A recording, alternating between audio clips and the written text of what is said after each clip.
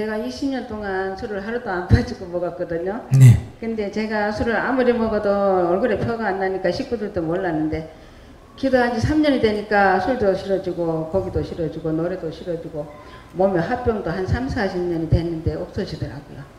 근데 노래라는 거는 트로트 노래는 듣기도 싫고 하기도 싫은데 이 트로트 노래 가사에다가 간센보살을 넣어서 하면 그렇게 좋아요. 아니요, 일반 사람들이 들으면은 미쳤다고 하겠지만 그렇게 좋아요. 그런데 제가 정말로 스님께서 이 세상에서 착하고 어리석은 여자가 제일 무섭다고 했는데 제가 그런 여자였어요. 그리고 저희 남편이 돌아가신 지가 20년이 됐는데 저희 남편은 정말로 가꾸먹이고 저는 아주 단단한 쇠뭉치라는 걸 알았어요. 그래가지고는 벌써 돌아가셨으니까 할 수 없죠. 근데요, 제가 어디 법당 절에나 어디 점 보는데 철학관이나 당사주나 이런 데 가면요 직선이 강하대요. 직선이 아유 아줌마 저면 아줌마가 보지 뭐하러 이까지 왔어요. 그래요. 스님 그게 무슨 말인지요.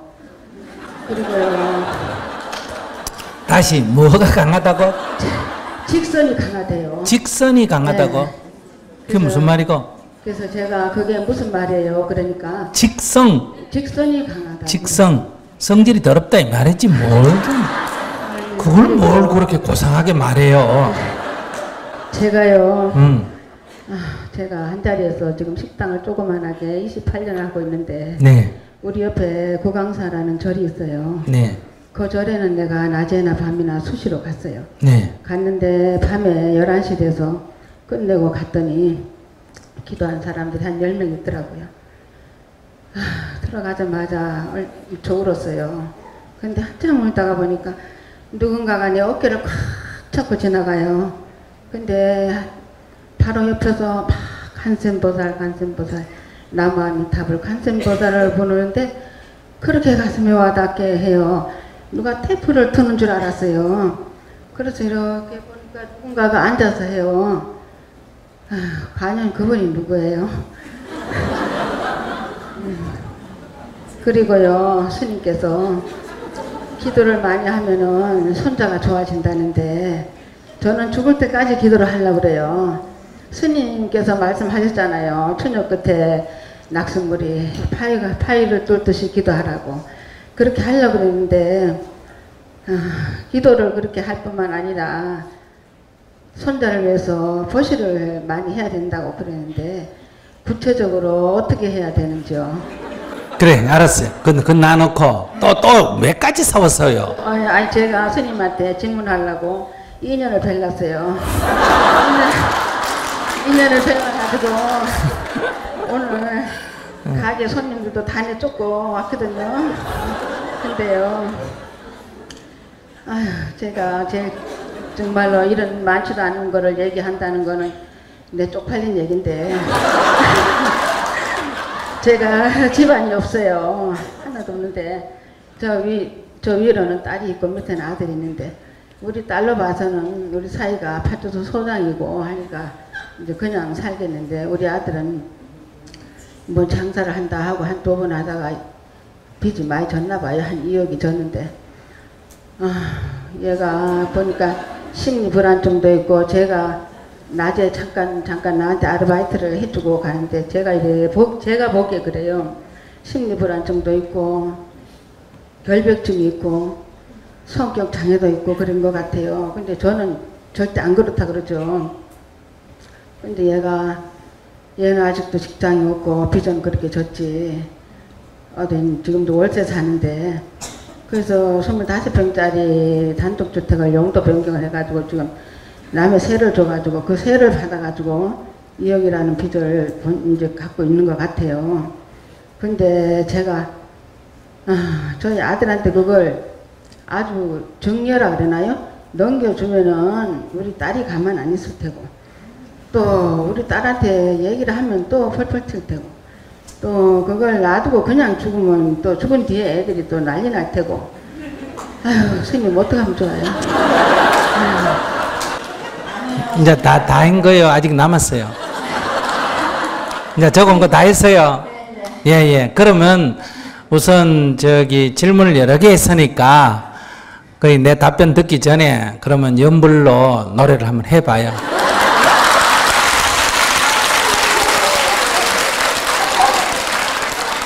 자, 뭐 관세음보살을 도로또에 넣어 한번 해보세요.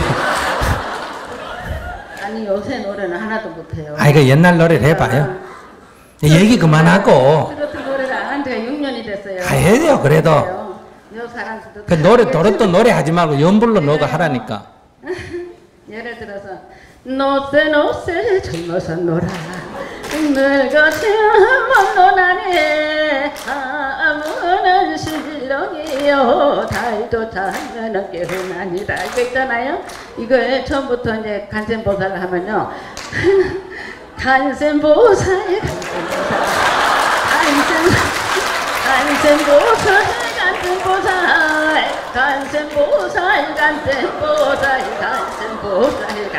맞아요.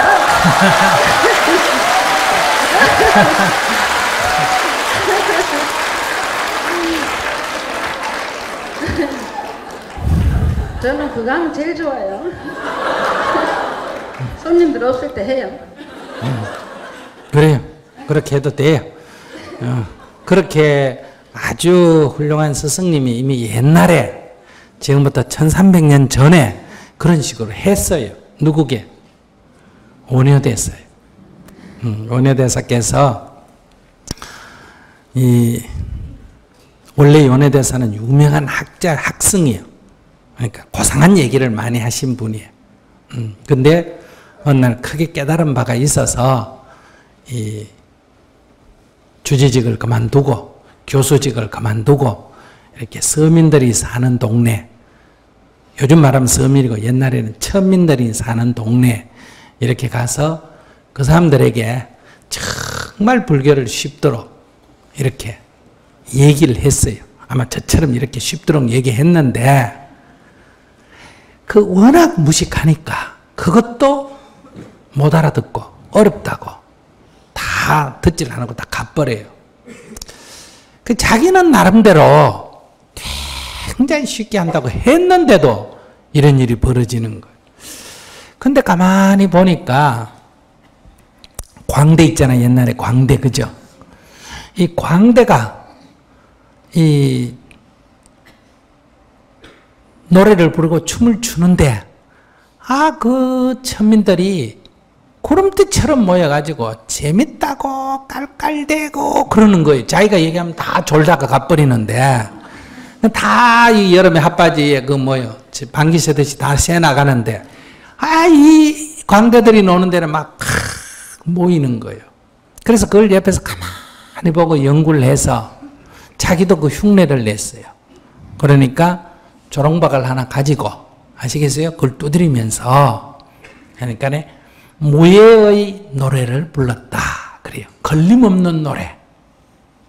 그러니까 이제 부처님의 가르침을 무가해고 이 걸림없는 노래를 불렀어요. 그러니까 요즘식으로 말하면 어디다가 부처가 불렀다? 유행가 곡에다가 섞어가지고 부른 거예요. 두 번째, 무예의 춤을 췄다. 걸림없는 춤을 췄다. 우리 여기 춤추려면 저도 그렇지 약간 좀 부끄러워요, 안 부끄러워요?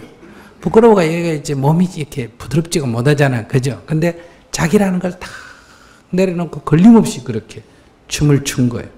그럴 때 이제 나오는 게 남아미 타부를 부른 거예요. 그렇게 지금 보살처럼 그렇게 불렀더니 그 천민들이 너무너무 재밌다고 어때요? 깔깔대고 그래서 1인 광대. 그런데 그 노래가 남아미 타부를 부르며 극락을 발언하고 관세음보살을 부르며 중생의 고통을 수렴했다. 그래서 신라 사람 중에 그 당시에 왕족이나 귀족이나 지식층만 불교를 알았는데 다시 말하면 90%나 되는 상민이나 천민들 소위 일반 민중들도 원효의 이러한 무예물을 부르고 무예의 춤을 주는 덕으로 모든 사람이 다 부처님의 명호를 알게 됐다. 이걸 이제 민중불교라 그래. 근데 스님도 그거 한번 흉내를 내보려는데 도저히 나는 못하겠어. 아시겠어요? 못하겠는데 자기는 타고났네. 타고났어. 저절로 나오네. 아주 잘했어요. 그래서 이제 좋아. 내가 질문을 3가지, 4가지 해서 1개만 해주려고 했는데 노래 공덕이 있으니까 제가 1번부터 다시 물어봐요. 이제 하나씩 해줄 테니까. 직선이 강하다 그래요. 직선이 강하다. 그거는 약간 신기가 있다 이 말이에요. 약간 신기가 있다. 자기 약간 신기가 있어. 신기를 좋게 말하면 약간 신기가 있다. 나쁘게 말하면 약간 마음의 상처가 깊어서 정신질환이 될 위험이 있다. 이렇게도 볼 수 있어요. 그래서 직관력도 있고 약간 자기 반점쟁이쯤 되죠. 사람 딱 보러 오면 저거는 또 말썽피울인가이다. 저거는 밥값 안 낼 인간이다. 내가 안 봐도 알아. 자기 대충 손님은 벌써 짐작하고 대응을 하는데 약간 그렇게 신기가 좀 있어. 그러니까 이제 저끼리 서로 알아보는 거예요. 아시겠어요? 그러니까 니어 안 와도 된다 이 말이에요. 네가 신기가 있잖아 이런 얘기인데 괜찮아요.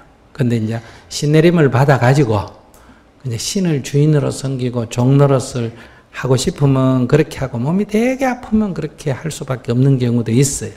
그런데 이제 불교라는 것은 내가 누구의 종이 아니고 내가 내 인생의 주인이 되는 거거든요. 그러니까 누구 속삭이는 소리를 듣고 내가 사물을 보는 게 아니고 내가 내 지혜를 가지고 세상을 살아야 된다 이 말이에요. 그러니까 거기에 너무 자꾸 의미부여를 하면 안 된다. 그러니까 직관이 있는 건 좋은데 너무 의미부여를 하지 마라. 자꾸 징크스를 자꾸 그게 그러다 보니 그런 징조였다. 어젯밤에 꿈을 꾸니까 이번에 이런 내가 일이 일어날 줄 알았다든지 이런 생각을 가능하면 의미부여를 하지 마라.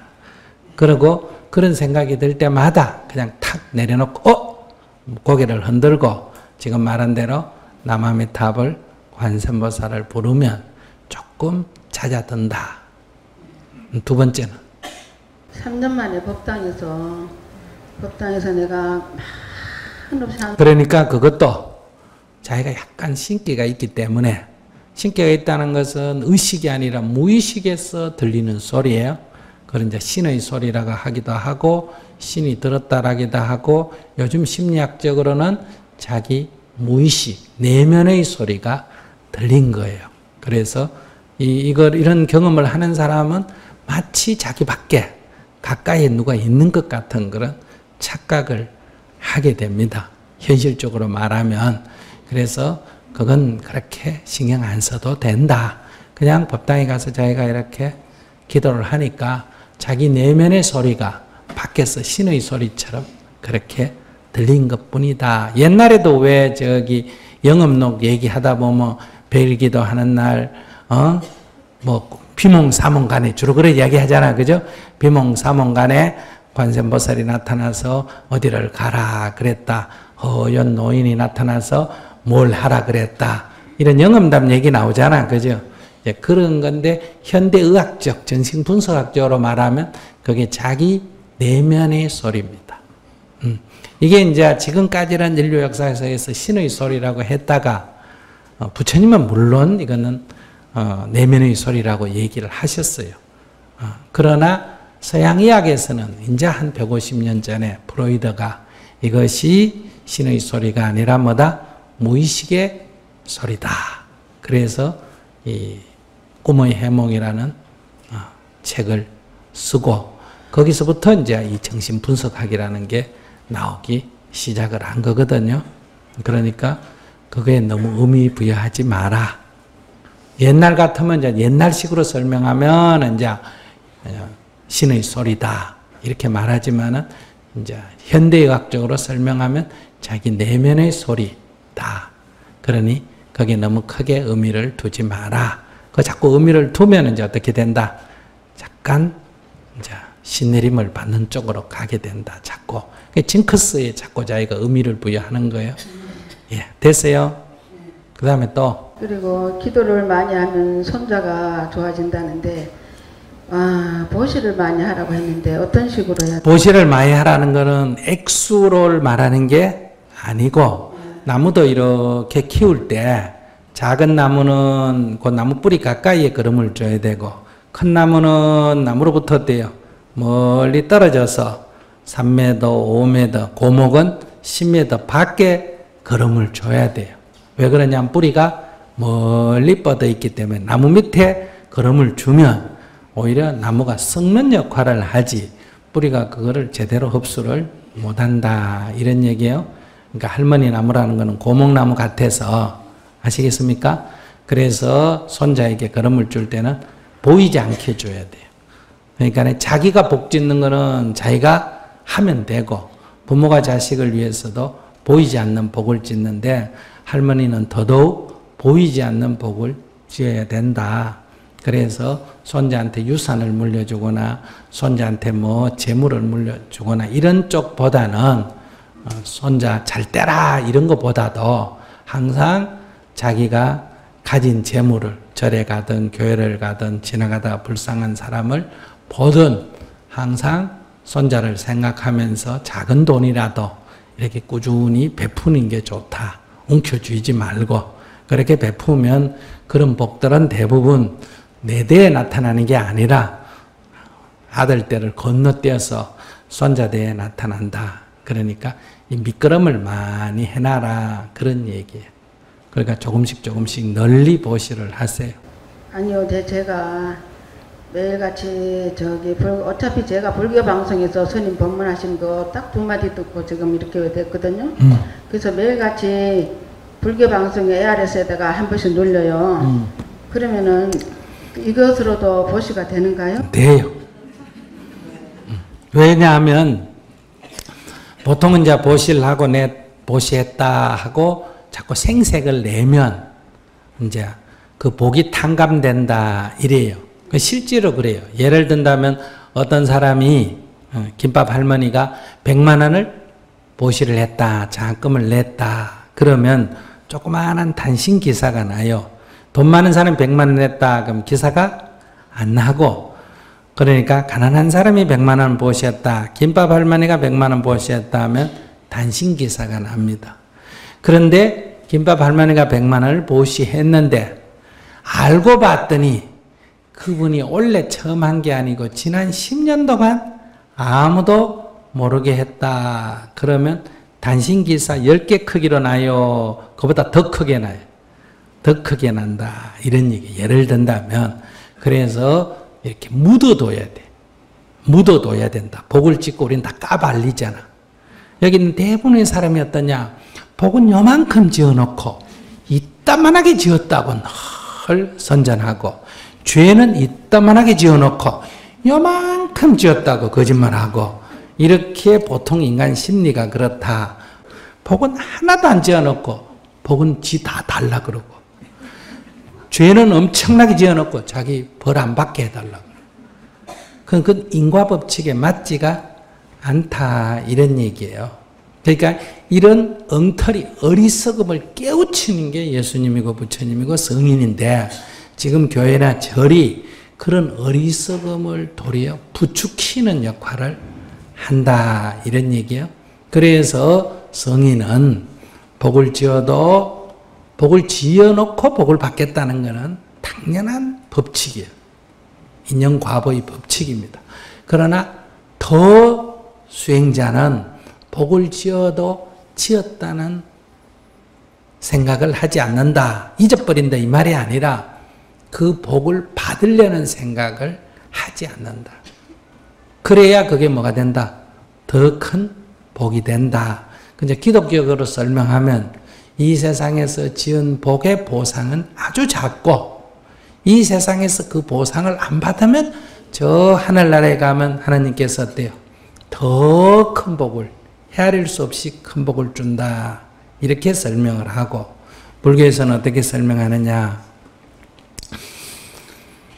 내가 복을 지었다 하는 이 상을 내려놓게 되면 무주상보시라 그래. 그 공덕은 이루 헤아릴 수가 없다. 무주상보시의 공덕은 저 호공보다도 더 크다. 이렇게. 그러니까 아주 이 세상에서 제일 귀한 7가지 보석, 7보로 이 허공을 가득 채워도 무주상보시의 공덕에는 못 미친다. 그러니까 우리가 그건 다른 쉬운 얘기를 하면 우리가 남을 위해서 돕거나 남을 사랑하거나 어떤 일을 해놓으면 우리는 마음속에 어떤 생각이 있어요? 네 내 공덕 알지? 이런 대가를 바라는 마음이 있어요? 없어요? 있죠. 근데 그게 안 돌아오면 기분이 나쁘고 섭섭해져요. 그래서 베풀고 미워하게 돼요. 사랑하고 미워하게 된다. 그래서 우리는 사랑이 눈물의 씨앗이다. 사랑하기 때문에 미워한다. 근데 그렇지 않습니다. 사랑하면 기뻐요. 그러면 사랑이 미움의 씨앗이 되는 것은 사랑하기 때문에 아니라 사랑의 대가를, 내가 사랑했으니까 너도 나를 뭐 해라? 사랑해라. 사랑을 갈구하기 때문에 미움이 생기는 거예요. 그러니까 아무것도 베푼 거 없이 복을 받으려 하고 자기는 사랑하지 않고 남으로부터 사랑받으려 하면 이거는 범부중생, 어리석은 중생이고, 조금 사랑해놓고 많이 받으려고 하면 이거는 인연을 짓고 받으려고 하니까 인연이 이치는 않은 사람이니까 현명한 사람이다, 현인이다. 그러나 이 현인은 역시 괴로우면서 벗어날 수는 없어요. 그게 돌아오면 다행인데 안 돌아오면 괴로워진다. 배신감, 배반감을 느낀다. 그러니 내가 널 사랑하는 건 사랑으로 끝나라. 어떤 대가도 바라지 마라. 이게 무주상보시야. 그러면 사랑하는 결과가 미움으로 전환되지 않는다. 우리가 설악산에 가서 야, 산 좋네. 이렇게 산을 좋아하면 내가 좋아요? 설악산이 좋아요? 내가 좋아요. 아니 내가 설악산 좋아하면 설악산이 좋아야지 왜 내가 좋아? 확실해 내가 좋은 거? 이야 바다야 바다 봐라 이러면 바다가 좋아요 내가 좋아요? 꽃 봐라 이러면 꽃이 좋아요 내가 좋아요? 그러니까 내가 누군가를 좋아하면 누가 좋다? 내가 좋아. 근데 바다를 사랑하고 산을 좋아하고 이래도 아무 부작용이 없잖아. 내가 설악산을 10번이나 내가 좋다고 와줬는데 이 산이 인사도 안 한다. 이런 사람은 없잖아. 왜냐하면 산이 나를 좋아해라 하는 대가성이 없기 때문에. 근데 우리가 사람은 내가 너한테 사랑한다는 말 했는데 너는 왜 안 하니? 내가 편지 3번이나 했는데 너는 왜 한 번도 안 하니? 내가 전화 2번이나 했는데 왜 너는 답이 없니? 이게 거래, 사랑이 아니라 뭐라고? 거래, 상거래를 하는. 상거래를 하다 보니 미쳤다, 손해다. 자꾸 계산이 되는 거예요. 그래서 이제 손해났다. 이래가 이제 미워하거든요. 그래서 이 상거래를 하지 마라. 그건 장사지.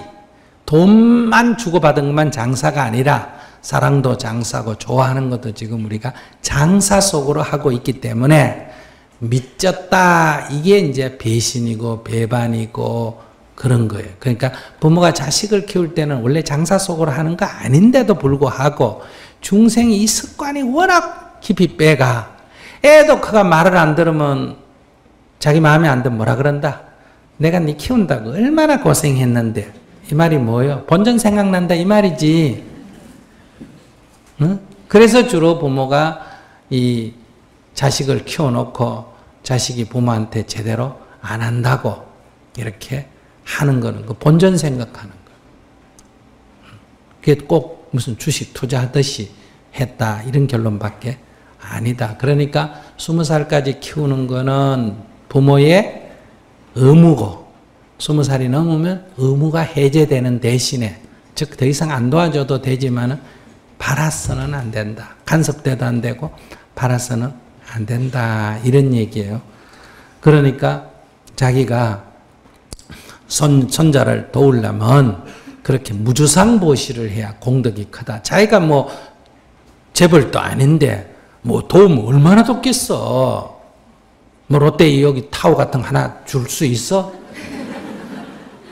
그러니까 자기는 대신에 더 큰 공덕이 되려면 바라는 마음을 버려라. 아시겠습니까? 그러니까 그냥 헛뿌려라. 그냥 아무런 손자한테 공덕이 된다 이런 생각도 하지 말고 그냥 내가 이 세상에 어려운 사람을 위해서 베풀면 없어지는 게 아니고 다 누구한테 좋다? 손자한테 좋다. 어떻게 좋은지 그런 것도 따지지도 마라 이런 얘기예요. 그러면 이제 이 좋은 것이 나타나는 건 여러 가지예요. 예를 들면 살생이 누가 내가 죽였다. 그러면 과보는 내가 죽임을 당해야 돼요. 아시겠습니까?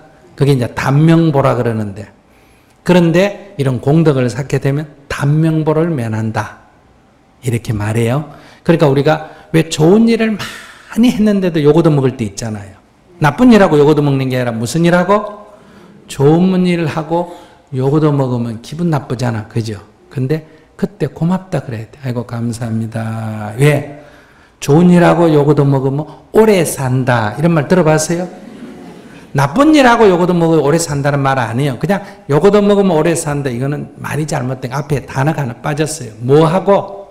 좋은 일을 하고 요걸 얻어먹으면 오래 산다. 왜? 이 사람 원래 단명보 일찍 죽을 운명인데, 예를 든다면 인연인데 그 욕을 얻어먹음으로 해서 어떻게 됐다? 명을 길게 만들었다. 그러니까 공덕보다 그보다 더 큰 공덕이 있어요? 없어요? 없다 이 얘기예요. 그러니까 남이 욕을 해도 좋은 일을 하고 도와주고도 욕 얻어먹어도 이 인연의 이치를 나면 안다. 빙긋이 웃는다. 네가 나를 욕을 해줘서 내가 지금 명이 길어지고 있다. 이런 얘기. 그보다 조금 더한 과보를 받으면 어떠냐? 제일 제대로 받으면 죽어야 되고 그거보다 좀 감해지면 병고에 시달려요. 근데 인연의 이치를 하면 병고에 시달린다고 한탄하지 않는다. 병고에 시달려도 어떤 생각을 해야 된다. 그래도 안 죽고 살아있는 것만 해도 다행이다. 이러면 병고에 시달려도 행복하게 살 수 있어요. 그 다음에 그보다 더 큰 복은 뭐냐? 요거도 먹으면 이 단명보를 면하니까. 그래서 이렇게 공덕이 있어. 공덕은 무슨 시험에 걸렸다 어디 좋게만 나타나는 게 아니라 현상은 나쁘게 나타나는데 그게 절대로 나쁜 게 아니라 사실은 인연의 과보로 따지면 지옥에 떨어져야 될 것이 그 지은 인연으로 지옥에 안 떨어지고 어때요?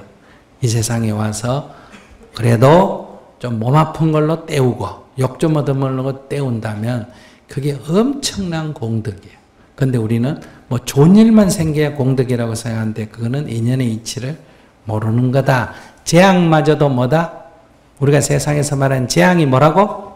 공덕인 줄 알면 이 세상을 사는데 두려울 게 없어진다. 그러니 그런 이치를 모르면서 뭐 조금 시험에라도 걸리면 아이고 내가 베풀었대 우리 손자한테 잘 되구나. 조금 떨어지면 내가 그렇게 몇십 년을 베풀었는데 와 스님이 거짓말하노. 아무 공덕도 없는 이런 소리 하면 안 돼. 알았어요? 그러니까 딱 그저 베푸는 것으로 끝내면 저절로 공덕이 된다. 이제 됐어요. 노래 한 곡 하고 너무 많이 얻었다. 아, 그 재산을 어떻게 할고? 그거 아들 주면 딸이 날리고, 딸 주면 아들이 날릴 거고, 안 주고 내 죽으면 저끼리 싸울 거고, 그럴 때 이 재산이 원수 덩어리잖아. 그죠? 없으면 좋았잖아. 그럴 때는 누구 주면 좋다? 법륜 스님을 주면 좋지. 그러면 자식은 싸움 안 하고, 자기는 공덕을 짓고 나는 그걸 받아가 저 북한에 굶어 죽는 사람이나 인도에 가난한 사람을 도울 수 있으니 얼마나 좋을까. 그런데 그걸 뭐 고민거리라고 그래. 그러니까 우선은 빚을 졌으니까 그냥 조금 놔놓고 아시겠어요? 근데 부모가 재산을 가지고 있으면 자식은 절대로 자립을 하지 않습니다. 저는 재산이 없어요. 그 이름 있다 뭐. 집에 있는 거는 그냥 남을 줘가지고 아니 그래 명인 누명의로 돼 있어요. 아들하고 저하고 둘이 돼 있죠. 둘이 돼 있어요. 그럼 반은 아들 거네. 예. 그래. 그 놔두세요 그냥. 그럼 우리 딸하고 내가 죽어도 싸울 거 아니에요? 그러니까 유언으로 절반은 아들 거니까 절반 아들 거는 아들 가져가고 절반은 유언으로 스님한테 드린다. 이렇게 유언장을 써놓으면 안 싸운다니까. 뭘 그걸 그래 어렵게 쓴 거고. 그래도 스님은 주기 싫다. 그게 아니고요. 심보가 더럽다. 스님 법문 듣고 기도문 받아가지고 자기 좋아졌다면서 그러면 빚 저기 뭐 공덕에 대해서 대가도 지불 안 해? 나는 늘 후불제야. 선불을 받는 거 아니잖아. 이렇게 공덕이 있었으면 나중이라도 좀 갚아야 될 거 아니에요.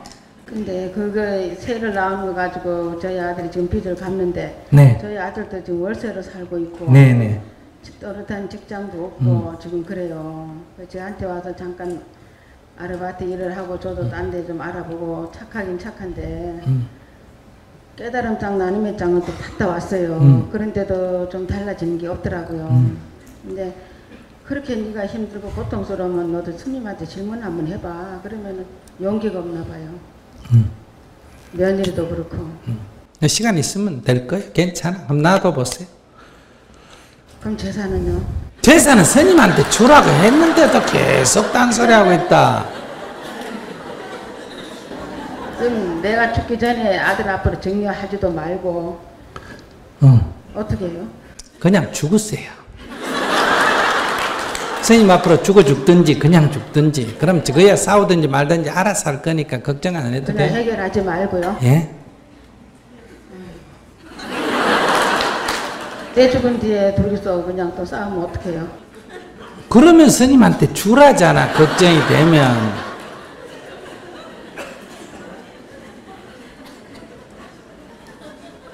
종료도 하지 말고 그대로 놔두고 그냥 죽어라. 스님한테 죽어라니까 그걸 도저히 못하겠다니까 그냥 두고 죽어라 이 얘기예요. 신기가 좀 있는 줄 알았더니 별 볼일 없다. 걱정하지 마시고 그냥 우선 생활하세요.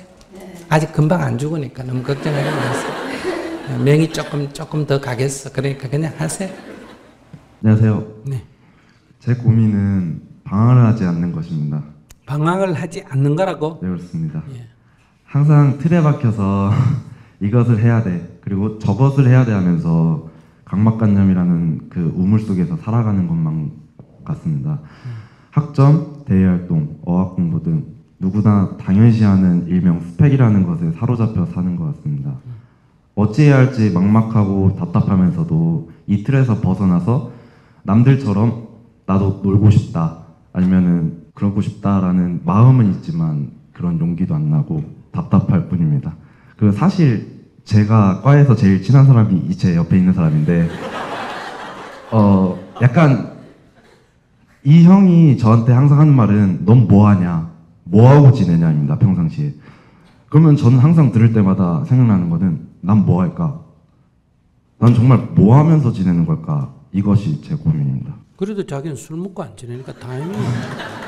술 먹고 지내는 것보다 뭐 하는 것 중에 술 먹고 남 물건 훔치고 남 때리고 성추행하고 욕설하고 그래서 니 뭐하니 때리고 있는 중이야, 니 뭐하니 성추행하고 있는 중이야, 니 뭐하니 뭐 이게 낫나? 아무것도 안 하는 게 낫지. 그런 말 들을 필요 없어.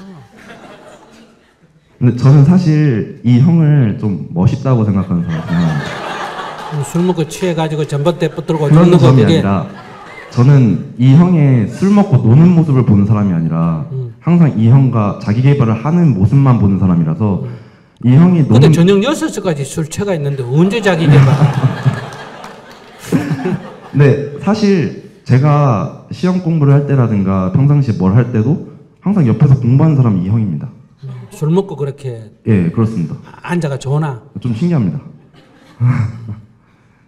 근데 그럴 때마다 항상 멋있다 생각 드는 거는 놀 때 놀고 할 때 한다는 그 마음 자체가 그 마인드가 태도가 본받을 만하다라는 생각도 들기도 하는데 저는 약간 술 먹는 것도 싫어하고 그리고 약간 뭐라 해야 될까 그런 거에 대한 회의감이 든달까 그런 태도를 가지고 있어서 주위에서도 너는 너무 마음이 바쁜 것 같다 왜 이렇게 안 노냐 너는 1학년 같지가 않다 이런 말을 1학년 내내 들었던 것 같습니다. 그러면서 아 내가 이러려고 대학교에 왔나라는 생각도 하게 되고 나 앞으로 학년이 올라갈수록 더 바빠질 텐데 이렇게 지내다간 어떻게 될까 그런 생각이 있습니다. 근데 자기는 욕심이 많아서 그래요. 그러니까 놀면 공부를 못하고 네. 공부를 하면 못 놀고 이게 진리잖아. 네, 그렇습니다. 근데 자기는 놀기도 하고 공부도 하고 싶고 두 개를 다 움켜쥐려니까 이거 할까 저거 할까 이거 할까 저거 할까 이래가 우유부단하고 그 우유부단한 이유가 욕심이 많아서 그렇다. 그러니까 놀려면 공부를 좀 포기해 줘야 되고 공부를 하려면 노는 걸 조금 포기해야 되고 그러니까 그게 아까도 했지만 돈을 빌리려면 갚아야 되고 돈을 갚기 싫으면 빌리지 말아야 되고 이렇게 해야 되는데 자기는 지금 두 개를 다 돈은 빌리고 안 갚겠다고 하니까 그런 마음이 드니까 돈은 빌리고 싶고 갚기는 싫고 이러니까 빌려야 되나 말아야 되나 빌려야 되나 말아야 되나 빌려야 되나 말아야 되나 자꾸 이렇게 하는 거거든. 술 먹으러 가야 되나 말아야 되나 가야 되나 말아야 되나 공부를 해야 되나 말아야 되나 해야 되나 말아야 되나 이러다 시간을 낭비하니까 이제 이런 문제가 있는데 욕심을 버려야 돼요. 욕심이란 게 뭐 대통령 되겠다 재벌 되겠다 이게 욕심이 아니야. 못순된 두 가지를 동시에 가지려고 하는 게 뭐다? 욕심이야. 쉽게 얘기하면 친구가 야 나 돈 급한데 100만 원만 좀 빌려줘. 이렇게 얘기하면 자기가 이제 고민을 해. 빌려주려니까 못 받을 것 같고 안 빌려주려니까 친한 친구 사이에 어리가 없는 것 같고 그럼 이건 뭐 때문에 그러냐? 욕심 때문에 그래. 두 개를 다 가지려고 그래. 비난도 안 받고 뭐다? 돈도 안 잃고 이렇게 생각하니까 고민이 되거든.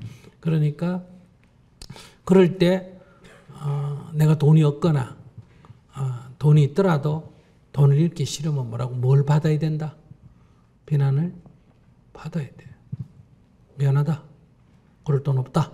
이렇게 딱 얘기를 해야 돼. 그러면 욕을 좀 얻어먹거나 친구하고 좀 멀어지겠지. 그러니까 그 과보야. 그걸 각오해야 돼. 그 다음에 친구를 잃기 싫거나 비난받기 싫으면 돈이 아깝더라도 해야 된다. 줘야 돼. 그래서 이 친한 친구 사이에는 돈을 빌려주면 원수가 돼요. 돈도 잃고 사람도 잃어. 그래서 어떻게 해야 되느냐. 첫째, 냉정하게 안 빌려주든지 안 그러면 그냥 줘버려야 돼. 100만 원 빌려달라면 그래. 내가 100만 원 있으면 주겠는데 100만 원 없고 내 10만 원 줄게. 이렇게. 뭐 다음에 갚을게. 아이고 뭐 갚기는 뭘 갚아. 친구지간에 나중에 내 어려울 때 니도 또 도움이 되지 않냐. 이러고 내가 그냥 100만 원 빌려주고 끙끙대느니 얼마를 팍 줘버린다. 10만 원 그냥 팍 주고 끝을 내야 돼. 그런 이제 욕심이 없으면 그렇게 돼. 그래서 이제 이게 중간치지. 이제 돈도 좀 덜 잃고 비난도 조금 덜 받으려면 이렇게 행동해야 되고 돈을 하나도 안 잃려면 비난을 받아야 되고 비난을 천년 안 받으려면 돈을 뭐 한다? 좀 버려야 되고 그런 태도를 취해야 되는데 우유부단하다는 건 뭐냐? 욕심 때문에 우유부단한 거예요. 그럼 자기 이제 놀고 싶으면 어떻게 해야 된다? 공부를 포기해야 돼요. 자기 욕심이 많아서 그래. 착해서 그런 거 아니야. 우유부단한 거는 뭐 자기 성격도 아니고 욕심이 많아서 그래. 오늘부터 욕심을 버려야 돼. 인연을 지으면 과보를 받는다. 원인이 있으면 뭐가 있다? 결과가 있다. 그래서 자기 선택, 빌려주고 안 빌려주고 누구 결정이다. 내 결정. 내 선택에 대해서 누가 책임진다. 내가 책임을 지는 거야.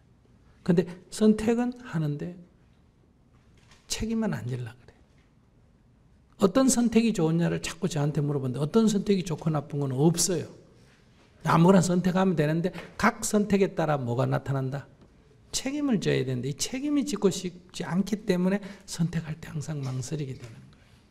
자기 더 물어보고 싶으면 더 물어봐. 저는 지금 욕심을 부리는 쪽이 노는 쪽에 없고 그냥 그런 쪽에 있을 뿐인 것 같고 그런 건데 욕심을 부리니까 그러니까 손해지 지금. 그러니까 내가 욕심을 놔라는 거는 과연 뭐 되지 말라는 게 아니라 네. 욕심을 버리라는 거는 선택에 대해서 책임지는 자세를 가져라 이런 얘기. 네. 놀고 싶으면 팍 놀아버려. 한 가지 질문을 드리고 싶은데 사실 제가 질문을 드리고 싶은 거는 딱 이겁니다. 방학에도 괜찮은 이유가 무엇인지. 젊을 때 누구나 다 이런 이치를 잘 모르기 때문에 방학에 돼 있다는 거예요. 욕심 때문에. 젊으니까 뭐든지 다 이것도 하고 싶고 저것도 하고 싶지 않아. 놀기도 싶고 공부도 잘해야 되고 연애도 하고 싶고. 그러니까 이럴까 저럴까 이럴까 저럴까 이거 하면 저거 후회되고 저거 하면 이거 후회되고 이러니까 방학하는 거예요. 그래서 스님이 볼 때는 막 그것이 바람직한 건 아니지만은 인생을 살아가는 하나의 과정이라는 거예요. 겪어보면서 그 낭비했구나 이런 거는 이제 후회가 아니고 이제 경험 삼아야 된다 이렇게 말하고 싶은 거예요. 그래서 우리는 늘 후회하거든. 그때 공부나 좀 할 걸, 그때 좀 놀 걸. 노는 사람은 뭐라고? 그때 공부할 걸 그러고. 공부한 사람은 그때 뭐 나이 들어가지고 돈 있어가 좀 놀아봐도 젊을 때 못 놀아본 건 늘 어때요? 그때 노는 거하고 노는 재미가 틀리잖아. 그때 좀 놀아볼 걸인데. 그 이제 지나가서 이렇게 후회하는 건 의미 없는 거예요. 왜냐면 되돌이킬 수가 없기 때문에. 그러니까 젊을 때 놀아서 뭐 다른 걸 좀 못한 사람은 항상 자기에게 뭐라고 해야 된다? 그래, 그때 재밌게 놀았잖아. 그러니까 이 정도는 각오해야지. 이렇게. 그래도 뭐 노는 게 어디고? 이렇게. 자기 선택에 대해서 긍정적이어야 돼. 그때 공부했으면 좀 못 놀았다 하더라도 그래, 그때 공부했으니까 내가 이 정도 됐지. 이렇게 자기 결정을 자기가 후회하지 말고 잘못했다 하면 다음부터 잘못 안 하면 되지. 지나간 거 잘못한 걸 2번, 3번 자꾸 얘기하는 거는 아무런 도움이 안 된다. 그래서 잘못했으면 반성하면 되는 거고 또 안 그러면 과보를 받으면 돼. 그걸 갖고 후회할 필요는 없다는 거야. 뭐 넘어지면 일어나면 되는 거지. 왜 넘어졌노? 이렇게 생각할 필요 없어. 넘어지면 일어나고 또 넘어지면 또 일어나면 되고 실패하면 다시 도전하면 되고. 그러니까 우리가 만약에 여기 밖에 가서 농구 하지 농구 네. 농구 할 줄 알아 몰라? 압니다. 그래. 그럼 내가 농구를 잘하기 위해서 연습을 좀 해야 되나 안 해야 되나? 연습해야 돼. 그러면 혼자서 이렇게 와서 집어넣었다. 그럼 들어가면 그만하나? 들어가도 또 받아가 던지나? 연습할 때. 아니 내가 공을 집어넣는데 네. 그걸 이름 뭐라 그래? 그 공 들어가는 걸 뭐라 그러지? 링에 공이 들어가면 네. 들어갔으니까 오늘 됐다 이러고 집에 가나? 들어가면 받아가 또 던지나? 또 던지겠죠. 안 들어가면 에이 안 된다고 치우나? 그래도 또 던지나? 또 던지겠죠. 그래. 그러니까 그 동 들어가도 받아가 던지고 안 들어가도 받아가 던지고. 이거 언제? 연습 때. 무슨 말인지 알겠어? 네. 그러니까 인생은 연습이라는 거예요. 그냥. 다만 연습일 뿐이야. 그러니까 넘어지면 다시 일어나서 하면 되는 거고 실패하면 실패의 경험을 살려서 다시 도전하면 돼. 자기가 만약에 어릴 때 자기가 탈 줄 알아 몰라? 자전거 탈 줄 알아 몰라? 아닙니다. 알아. 그럼 자기 딱 처음부터 타니까 잘 타졌어? 처음에 넘어졌어? 처음엔 잘 못 탔던 것 같아요. 그러니까 넘어졌어? 안 넘어졌어? 넘어지진 않았어요. 세발 자전거 tas구나? 네. 세발 자전거 말고 2발 자전거. 2발도 넘어진 적 없어요. 한 번도 안 넘어졌어? 네, 한 번도. 오, 굉장하다. 이렇게 똑똑한 사람 만나니 내가 얘기할 거리가 없어졌어. 자전거를 타다가 우리가 넘어진다 또는 잘 못한다. 그러니까 넘어진다. 어떤 아이는 자전거 몇 번 넘어졌어요? 3번 넘어졌어요. 너는 10번 넘어졌어요. 그럼 3번 넘어진 애가 잘 탈까? 10번 넘어진 애가 빨리 탈까? 10번 넘어진 애가 빨리 타요. 그 이유는 10번 넘어졌다는 건 연습을 많이 했다는 거예요? 적게 했다는 거예요? 많이 했다는 거예요. 그러니까 넘어지는 거는 안 되는 쪽으로 가는 거예요. 타지는 쪽으로 가는 거예요. 타지는 쪽으로 가는 거예요. 그렇게 생각하면 실패는 실패가 아니고 그것은 성공으로 가는 지름길이다. 그러니까 실패했다고 주저앉을 필요가 없다. 실패하고 좌절하고는 아무 관계가 없어. 좌절은 실패 때문에 오는 게 아니라 욕심 때문에 와. 이거 하려면 10번 실패를 거쳐야 성공을 하는데 3번 하고 안 된다고 오는 게 그게 좌절이란 말이에요. 그러니까 항상 우리가 꾸준히 연습하는 자세가 필요하다. 뭘 알았는지 자기 소감 얘기해봐. 스님하고 대화하면서 어떤 거를 자기가 조금이라도 느낀 게 있는지.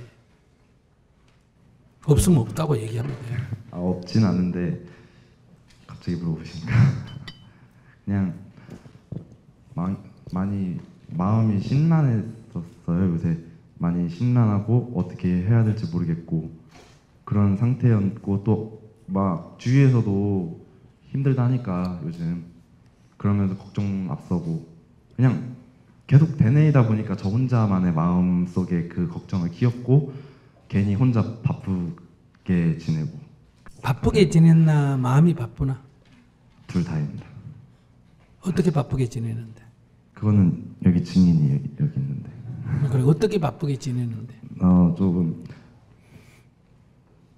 작년에 1학년 다닐 때 저는 수업이 있는 날이든 없는 날이든 항상 주말에도 학교를 9시까지 나오고 남는 시간에 맨날 도서관 가서 열람실에 가서 앉아가지고 책을 읽거나 아니면 팀플실에 가서 공부를 하든가 과제를 하든가 때로는 수업이 끝나고 동아리방 가서 이것저것 하다가 시간 남으면 바로 가고 이것저것 알아보다가 대외 활동도 좀 하고. 그래 그게 됐어. 그 정도 되면 그게 왜 바쁘니? 그게 왜 바쁘니? 그냥 모든 시간을 다 거기 쏟아붓고 있습니다. 다시 생각해봐. 그게 왜 바쁘니? 그냥 아침 밥 먹고 일어나고 학교 와가지고 공부 좀 하다가 도서관에 좀 갔다가 또 좀 하다가 동아리 좀 갔다가 또 하다가 집에 오고. 근데 그게 왜 바쁘니? 주위에선 그렇게 말하니까.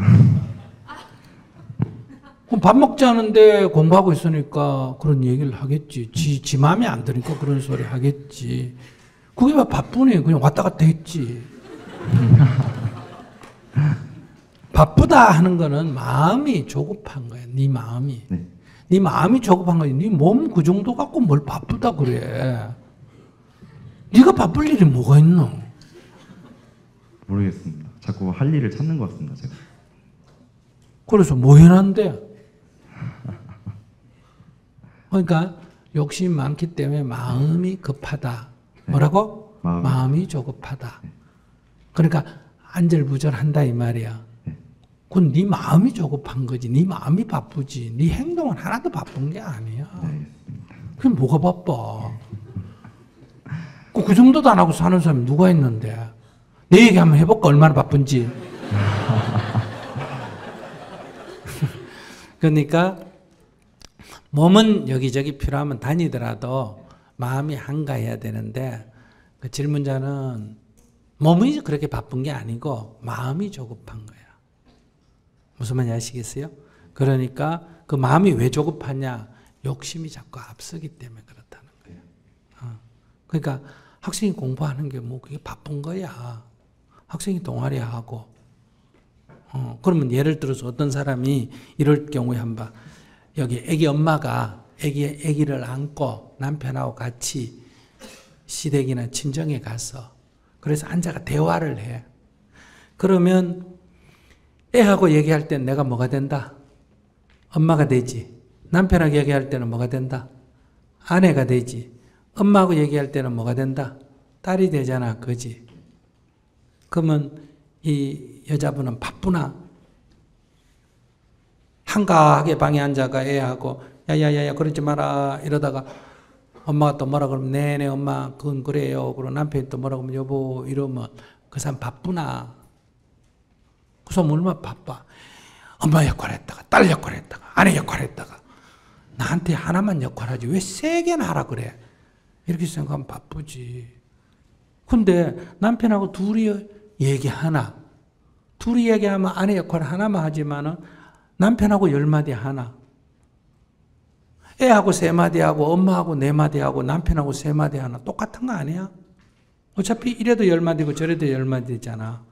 한 자리 앉아 계속 공부만 하나. 2시간 공부하고 2시간 운동장에 놀고 2시간 뭐 도서관에 가가 있고 그러나 차이가 뭔데? 어차피 똑같은 시간인데. 설렁탕만 한 그릇 먹으나 밥 조금 먹고 뭐 빵 조금 먹고 뭐 조금 먹고 좀 먹고 함께 먹으나 5가지를 함께 먹으나 한 가지를 함께 먹으나 똑같잖아. 그럼 5가지를 함께 먹으면 바쁘나? 그러니까 그거는 생각이 바쁜 거야. 생각은 왜 바쁘냐? 자기가 조급하기 때문에. 왜 조급하냐? 욕심이 많기 때문에. 그래서 자기 아침에 일어나가지고 저녁에 뭐 자는 거 그거 바쁜 거 아니야. 살려면 누구나 다 그래. 그럼 옆에 있는 형아도 얼마나 바쁜데 술 먹어야지. 너 보는 다음에 공부해야지. 그것도 또 자다가 일어나가 또 친구 부르면 또 나와가 술 먹어야지. 진짜 아까 얘기 들어보니 바쁘더라 거기는. 자기는 안 가 안 해. 얘기 들어보니 술도 안 먹지. 뭐 아침에 출근해가 수업 듣고 도서관에 좀 갔다가 동아리 좀 갔다가 그게 뭐가 바빠? 네. 감사합니다.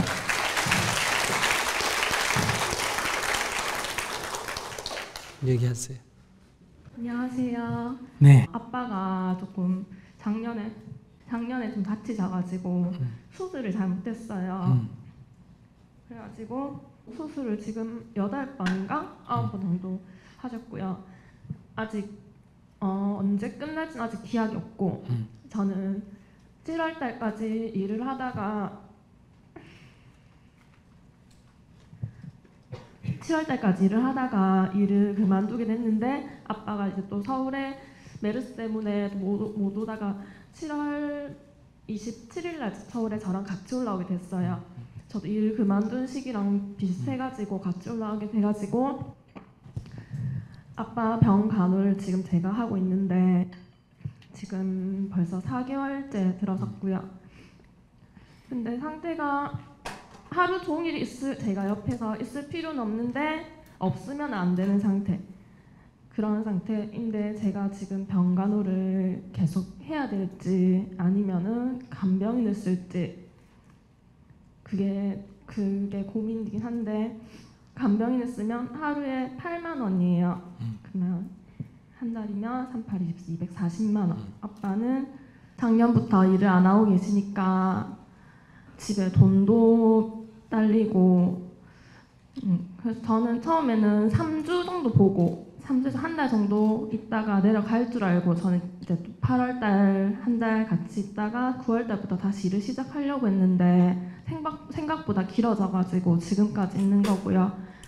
또 아직 언제 끝날지를 모르는 상태인데 그래서 지금 제가 아빠 병 간호를 계속 해야 될지 네, 그게 지금 고민입니다. 네, 우선 다치셨다니까 위로 말씀드리고요. 그런데 이제 슬픔을 생각하면 끝이 없고, 근데 자기가 한 달을 일하면 얼마 벌어요? 제가 한 달에 벌어서 한 200만 원 정도, 190에서 200만 원 정도 벌었어요. 자기가 지금 여기 간병인 쓰면 올라가 240만 원 든다 네, 그랬잖아. 네. 그럼 자기 여기 취직하는 게 더 돈 많이 벌잖아. 아니 제가 하니까 간병비 따로 받는 거 학교 다닐 때 수학을 잘 못하고. 그러니까 내가 벌면 200만 원을 벌고 네. 간병인을 쓰는 데는 240만이 들잖아. 네네. 내가 여기 취직을 하면 40만 원을 이익이잖아. 네 그렇게 하네요. 그래. 그럼 내 같으면 40만 원 이익인 걸 하지 굳이 40만 원 손해 나면서 할 필요가 뭐가 있냐. 그럼 자기가 직장 다니는 거하고 지금 간병하는 거하고 어느 게 더 힘이 들어요? 직장 다니는 게 훨씬 더 힘이 들긴 한데 힘을 훨씬 더 들이고 돈은 적게 받고. 아버지는 또 간병인 쓰는 걸 좋아해요? 자기가 있는 걸 좋아해요? 제가 있기를 원하세요. 그러면 돈도 이익이고 자기도 수월하고 아빠도 좋아하는데 세 가지나 되는데 일거삼득인데 그게 왜 고민이 되는지 잘 모르겠네. 그냥 병원에만 있으니까 저도 서울에 아는 사람 아무도 없고 그냥 무기력해지고 그냥 책까지 와서 공부하면 되지. 이 시간에 한가하다는 직장 다니면 바쁜데 이 시간에 오히려 조금만 거들어주면 되니까 그러니까 일이 수월하니까 그 시간을 갖다가 버리니까 지금 지루하고 무기력해지지. 자기가 만약에 뭐 이 기회를 통해서 자기 직장 그 생활에 필요로 하는 지식을 더 습득을 하든지 안 그러면 여기 어디 자기 더 배우고 싶은 요 시간에 잠깐 나갔다 왔다면 학원을 다니든지 안 그러면 책을 가지고 공부를 하든지 나 같은 원고를 쓰든지 교정을 하든지 이렇게 하면 그 시간 심심할 시간이 어디 있어. 왜 시간을 그렇게 갖다 버려요? 근데 진짜 시간을 잘 쓰는 사람은 밤늦게까지 일하는 사람이 아니에요. 그러니까 우리 하루 중에 이렇게 차 기다린다고 10분 아시겠어요? 줄 서가 5분, 엘리베이터 앞에 3분 이런 거 합하면 엄청난 시간이에요. 그런 시간에 잠시 정신적 휴식을 취하든 아무것도 안 한다고 나쁜 거 아니에요. 사람은 휴식이 필요하니까 휴식을 취하든지 안 그러면 호흡 명상을 해서 담아 하든지 안 그러면 책을 보든지 요즘은 또 뭐예요? 이 스마트폰을 갖고 다 검색하잖아. 그죠? 그래서 공부를 하든지 근데 시간을 멀고 보낼 이유는 없잖아요. 자기 직장 다니면 자기 공부하고 싶은 거 보고 싶은 거 못 보잖아요. 근데 시간이 남아도 오는 게 문제예요. 그렇게 남아도 오거든 우리 절에요. 가까이 있으니까 오세요. 일할 거 천지요. 뭐 법당도 닦아야 되고 사무실에 뭐 할 일 많아요. 나는 이런 사람 있으면 막 눈이 번쩍 떠요. 일거리 줄 거는 무궁무진하게 많거든요. 근데 왜 그걸 지루하게 보내요? 오시면 뭐 파트타임으로 1시간 와도 좋고 20분 와도 좋고 일거리 얼마든지 드릴 테니까. 그냥 제 인생이 없는 것 같아요 지금. 아버님이 지금 병원에 입원해 있는데 간호하는 것보다 더 소중한 자기 인생이 어디 있다고 그런 얘기를 해요. 왜 자기 인생이 없어? 내가 보니까 자기 계산을 너무 돈으로 계산해. 내가 이래가 현금을 딱 받으면 이거는 내 인생이고 이걸 받아가 아버지한테 주고 이러면 내 인생이에요. 왜 그렇게 계산해 인생을?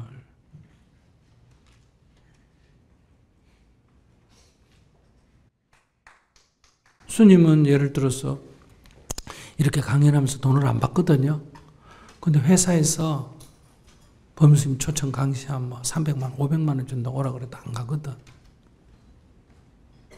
그럼 왜 그냥 하느냐? 나는 이런 자부심을 가지고 있어. 어떻게 내 이 강의를 돈으로 환산할 수가 있느냐? 그럼 300만 원 받으면 300만 원짜리 되고 500만 원 받으면 500만 원짜리 되잖아. 나는 500만 원짜리 싫어. 돈으로 환산할 수 없기 때문에 거기 가서 500만 원 받으면 500만 원짜리 된단 말이야. 그럼 항상 오는 사람이 그래요. 얼마 드려야 돼요? 우리 회사는 300만 원밖에 못 주는데요. 이렇게 써놨어. 근데 난 그거 아무 관심이 없어. 왜? 안 가니까. 두 번째는 가더라도 안 받으니까. 그럼 내가 그 돈에 매이지 않지. 왜? 내 시간 되면 가고 내가 가고 싶으면 가지만은 그리고 자기가 자기를 어떻게 관리할 거냐는 문제인데 아버지 간호하는 것보다 이 세상에서 더 보람 있고 소중한 일이 어디 있다고. 그걸 왜. 근데 돈으로 따져봐도 이익이잖아. 아버지 돈이 어차피 아버지가 간병 있으면 아버지 돈 나가고 나는 내가 벌어 내 돈 쓰고 이렇게 아버지하고 나하고 살림을 따라서 하니까 이게 낭비 같은데 두 살림을 합하면 어때요? 아버지한테 돈을 받아라는 게 아니라 합하면 그게 그 돈 아니에요.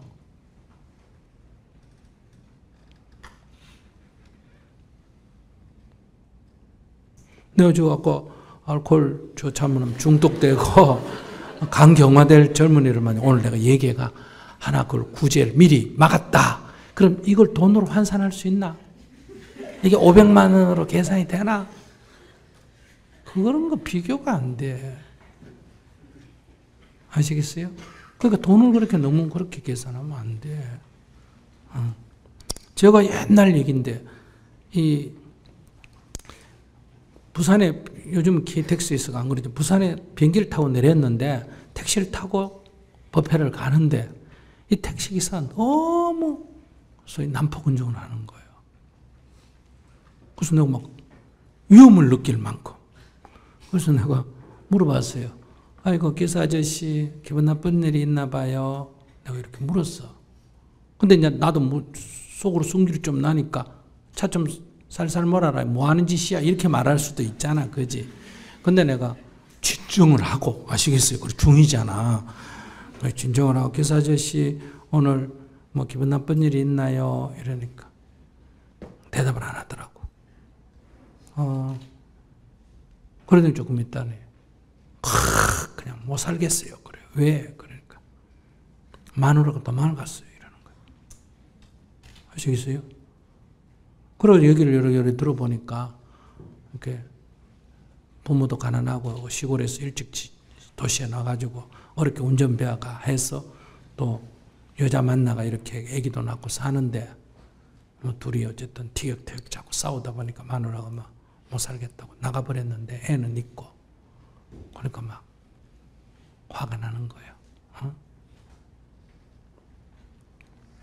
그래서 내가 물어봤어요.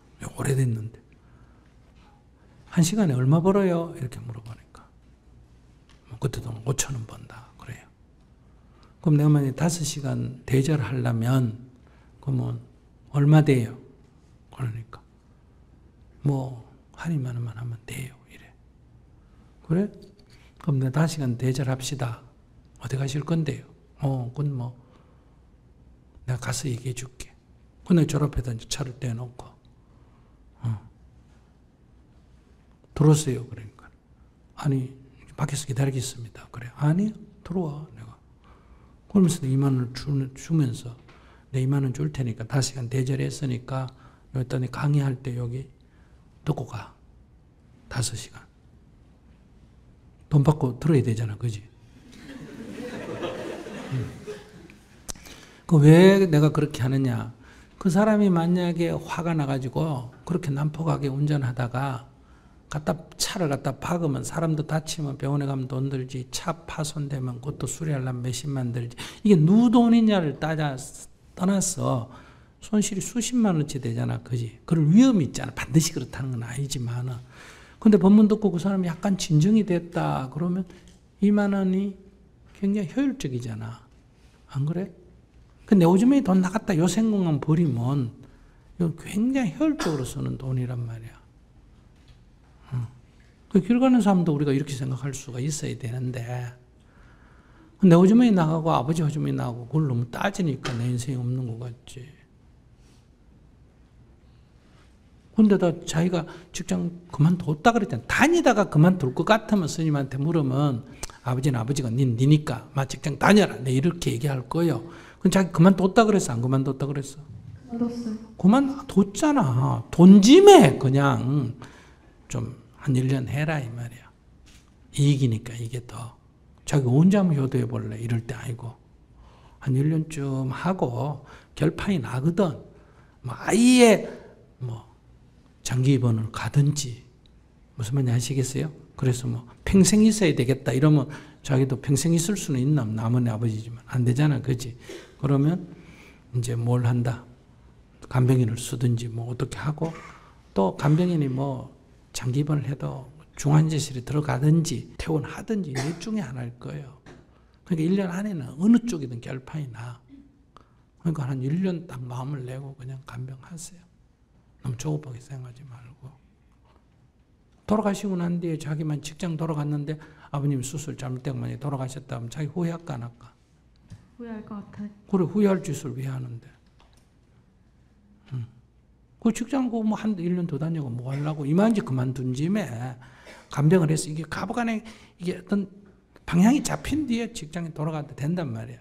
스님은 부모니까 평생 하라는 얘기 아니에요. 자기 후회할까 싶어서 이런 얘기하는 거예요. 더 물을 거 있으면 물어봐요. 근데 그게 울 일이가? 뭐가 슬픈데? 모르겠어요. 슬픈 이유를 모르겠어요. 아, 그럼 왜 우는데 그래요? 모르겠 눈물이 나와요 그냥. 억울해가. 내가 어쩌다 이렇게 아버지 간병인하고 살아야 되나? 억울해서 그러나? 그럼 왜 그런데? 간병인은 뭐야? 돈 받았다고 남도 간호해주나 안 해주나? 남도 간호하고 사는 사람인데 지금 아버지 간호하는 게 그게 뭐 힘든다고 그래? 그 시간 여유 넉넉하다니까 공부 좀 해. 차제. 안 그러면 마음 공부를 좀 하든지. 나갈 때 책이라도 한 권 줄까? 유튜브에 들어가면 뭐 읽을 거 많해.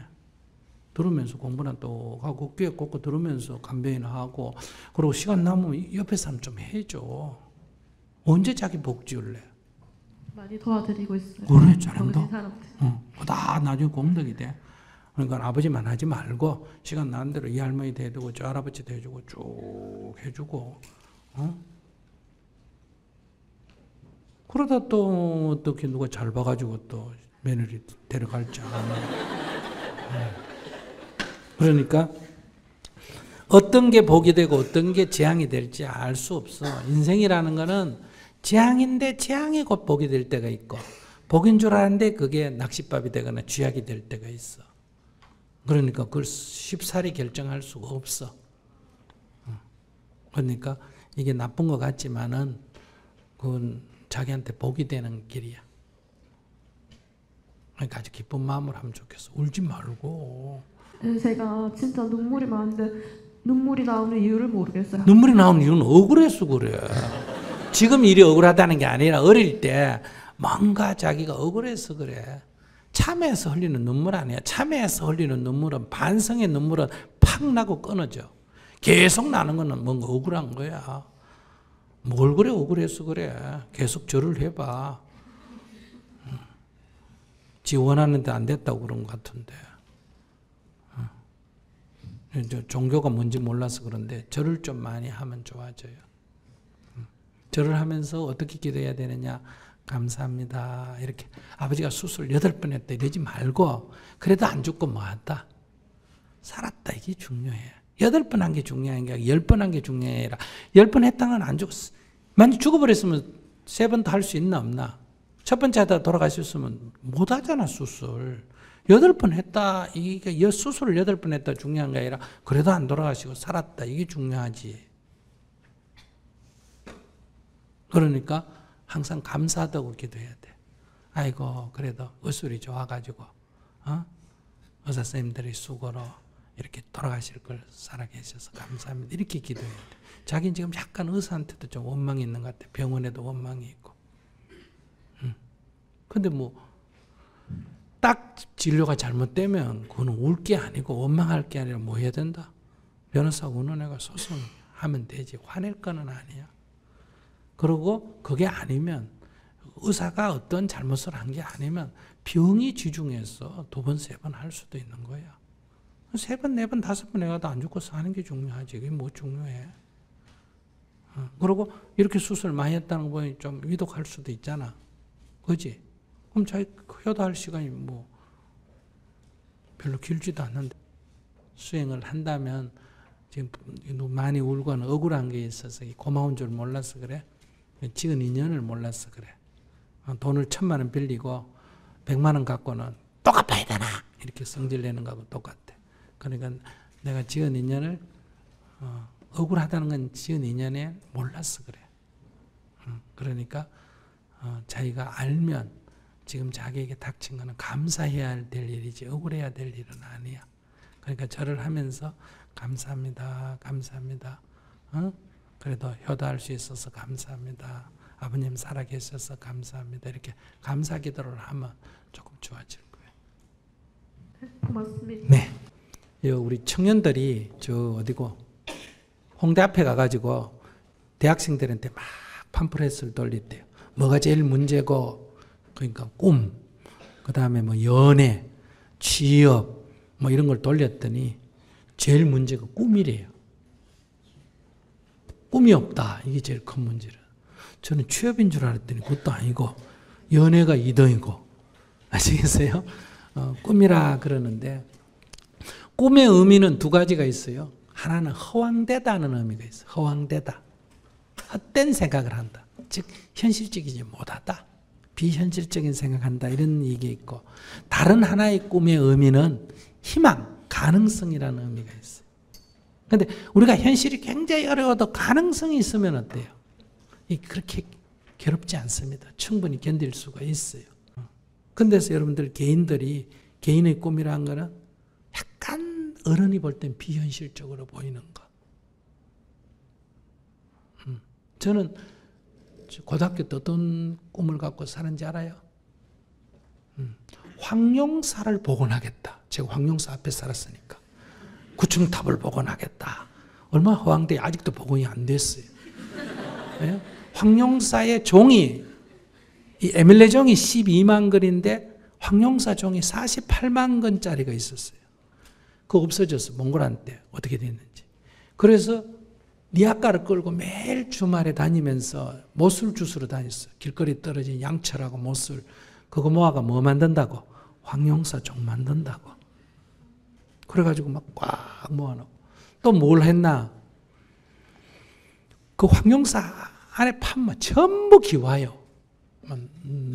그 논밭인데 밭을 가면 전부 기와 쪽에 불타가 흐려져 있어요. 그걸 갖다 매일 주말에 가서 그걸 주워다가 이렇게 지푸러 갖고 물에 씻어가지고 이렇게 편지를 써서 보내기 운동을 했어요. 여러분, 이 세상에서 제일 귀한 게 뭡니까? 금은 뭐합니까? 아닙니다. 저 금은 뭐하라고 생각하고 그걸 장롱 밑에 넣어놓잖아요. 아닙니다. 진짜 귀한 거는 조상의 을입니다. 이 기와 조각에는 조상의 을이 서려있기 때문에 여러분들 장롱 밑에 이걸 하나씩 보관하십시오. 요즘 문화재의 파괴범이 돼요. 그때 막 그걸 가져가서 니아까지 싣고 와서 막 보내고 이런 일을 했단 말이에요. 그러니까 학생이 공부하라고 이런 일을 했으면 좀 미쳤잖아. 그지? 부모가 봐도 그렇고 친구가 봐도 그렇고. 근데 제가 지금 이제 지나놓고 보니까 저는 이렇게 생각해요. 인간의 기본 삶의 방향은 사춘기 때 결정난다. 그것을 다듬어가는 것이 그 이후에 모든 인생 아니냐. 씨앗은 그때 심어지는 거다. 그러니까 예를 들면 씨앗을 이렇게 심은 거예요. 이렇게 심으니 내 사는 게 널 이지하고 사는 거예요. 아시겠어요? 그래서 지금 그때 학교 공부를 좀 처음엔 좀 했는데 이지하니까 공부가 이제 제대로 안 했으니까 문제가 될 거 아니겠어요? 그런데 내가 그때 공부를 조금 더 잘해가 조금 더 뭐 대학을 갔다 이게 중요할까? 그럴 때 나에게 최재우 선생 듣고 동학에 대한 얘기를 듣고 우리 스님이 내가 최씨거든요. 너 어디 최씨냐? 경주 최씨다. 그래? 너 최재우 선생이 너 조사해가? 예. 최재우 선생은 100년을 미래를 보고 동학을 창도를 했는데 너는 이마 1000년을 보고 살아라. 그때는 그게 무슨 소리인지 몰랐어요. 뭐 스님이 그런 얘기를 하나. 근데 이제 그런 얘기 들은 게 귀에 이래 얽혀가지고 뭐가 된다? 이제 이래 세상을 살면서도 늘 당면보다는 100년 후를 본다든지 문명, 주로 이 문명사를 본단 말이에요.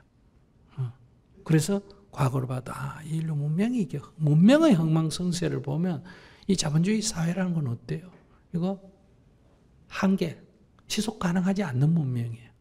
이게 뭐 5년 갈지 10년 갈지 100년 갈지 200년 갈지 모르지만 이건 이미 벌써 많이 생산해서 많이 소비하는 게 잘 사는 거다라는 거는 이거는 자원이 고갈되든지 환경 오염이 되든지 둘 중에 하나로서 이거는 한계점에 도달할 수밖에 없잖아. 그럼 우리가 이 문명 안에서 좀 성공한 게 좋겠느냐?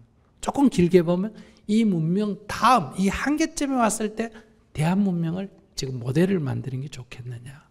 그럼 자기 인생의 선택을 어떻게 할까? 나는 이 문명에서 성공하는 게 아니라 이 문명이 어려움에 처했을 때 누군가가 모델을 만들어 놔야 될 거 아니야. 그래야 안 그러면 멸망하죠.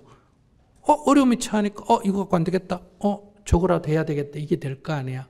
그러니까 샘플을 만드는 게 더 중요하냐. 그래서 내가 불교 활동할 때 기존의 불교보다는 그 다음에 대안이 되는 샘플이 뭐겠느냐. 그러니까 지금 이 30년 전에는 나보고 미쳤다 했지만 지금은 이런 얘기하는 게 어때요? 이 사람이 더 모이잖아요. 그래서 제가 여러분께 말씀드리고 싶은 거는 너무 청춘이라는 거의 장점은 노인은 완숙하지만 청년은 불안정해요. 이게 여러분들부터 완숙하려고 하지 마. 그 완숙해 줄 수가 없어. 그건 수많은 시행착오를 거듭해서 이제 이루어지는 과정이니까. 그러니까 조금 서투른 게 청년의 장점이에요. 그러나 도전하는 용기가 청년의 장점이고. 그래서 새로운 시도들을 해봐라. 인 거예요. 그래서 너무 현실 안주적인 직장만 자꾸 선택하려고 하지 말고 많은 새로운 거는 막 꼭 IT 산업만 새로운 거 아니에요. 아시겠어요? 과수나무를 사과를 하나 키운다. 진짜 맛있는 사과를 하나 만들어 봐야 되겠다. 내가 30년간 사과만 연구할 수도 있고, 미래의 식량을 연구한다고 곤충만 연구할 수 있어. 미래의 식량의 대안이 뭐라고? 곤충이다. 이런 얘기 있잖아. 그죠? 고단백질이라는 거 알아요? 번데기 같이. 스님 이런 얘기가 죄송합니다만. 그러니까 우리는 어떤 새로운 것을 이렇게 쭉 지속적으로 해가 거기서 성과를, 이런 생각을 해야 이제 노벨상도 탈 수 있는 거예요. 근데 우리는 맨날 이렇게 일회용 휴지 같이 공부를 하는 거예요. 막 해가 외워가지고 시험 치고는 쓰레기통에 갖다 엿버려. 막 해가 시험 치고는 쓰레기통 갖다 엿버려. 그래서 이게 제가 보면 대학원 나왔는데 이렇게 물어보면 실력이 중학교 졸업 실력 되는 사람이 극히 드물어요. 몰라. 과학에 대해서도 모르고 우주에 대해서도 모르고 수학에 대해서 모르고 뭐 인문지리에 대해서 모르고. 그러니까 고등학교 다니도 관도 내가 더 많이 하는 거예요. 난 더 이상 배운 게 없는데. 왜 이렇게 공부했냐? 정말 자기 필요에 의해서 공부를 안 하고 이게 일회용 휴지처럼 지식을 공부해서 생기는 문제란 말이에요. 그러니까 그게 지식도 날아가고 없고 또 설령 지식이 있다 하더라도 문제 해결을 할 수 있는 능력이 없어. 불교에 대해서 물어라. 박사다. 이런 사람이 지 마누라하고 싸울 때 지 맘도 못 다스리고 지혜한테 성질 빨빵 내고 그래요. 그거는 불교하고 아무 관계없는 거예요. 그냥 지식에 불과한 거예요. 그러니까 이런 거는 이제는 끝난 시대예요. 과거에는 우리가 서양을 모방했기 때문에 선진국이고 우리는 후진국으로서 따라가는 모방 시스템이기 때문에 막 따라 배우면 돼요. 그러니까 거기는 막 모방은 잘하고 못하고가 있잖아. 틀렸다 맞다 이 말할 수 있지만 창조에는 틀리고 맞는 게 없어. 이제는 모방 시대는 거의 종말에 다가왔어요. 이제는 우리가 새로운 걸 늘 이렇게 연구하고 사람의 생각이 옳다 그러다고 평가하면 안 돼요. 그렇게 생각할 수도 있네. 그렇게 생각할 수도 있네. 이렇게 접근해야 되는 거예요. 애들 교육 어릴 때부터. 그래서 저는 학교 교육을 제가 제대로 고등학교 다니다 말한 게 얼마나 지금 잘했는지 몰라요. 내가 만약에 박사 됐다면 웃겼을 거예요. 원래 내가 고지식한 측면이 있는데다가.